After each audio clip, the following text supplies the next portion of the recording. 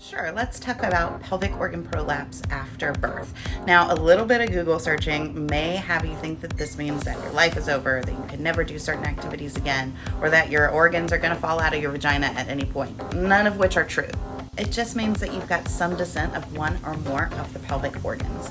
And newer studies are showing that some descent of the pelvic organs is very normal, even for women who haven't had babies or haven't had babies vaginally. Newer studies are also actually showing that a grade 1 descent of the pelvic organs is pretty normal. But there's a lot of inconsistency when it comes to prolapse. A person who has a grade 1 prolapse could be experiencing symptoms like heaviness, leaking, pain, and a person with a grade 3 prolapse could be experiencing no symptoms. So there's a lot of variety in what we're talking about here, and a lot of individuality, and a lot that research doesn't show. So first, how do you get a diagnosis of prolapse? So you're going to visit your OBGYN or your medical practitioner.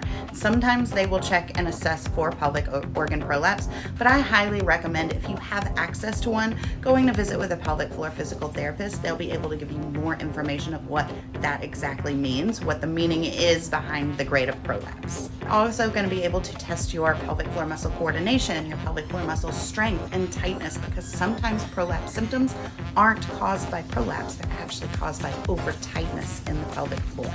But regardless of the grade or what your prolapse looks like, your organs are very unlikely to fall out.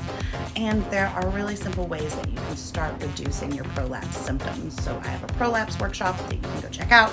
I talk through breathing, alignment, tension, and how you can change those 3 things to reduce your symptoms during daily life and during activity. And then I discuss more about how exercise can actually be really helpful for managing prolapse long term. Because really, overall, when we're talking about the pelvic floor, it's not just about the pelvic floor. We've got to be looking at a whole body approach to reducing these symptoms, because your pelvic floor doesn't act alone, and it wants your entire body to be strong. That's really what helps reduce symptoms.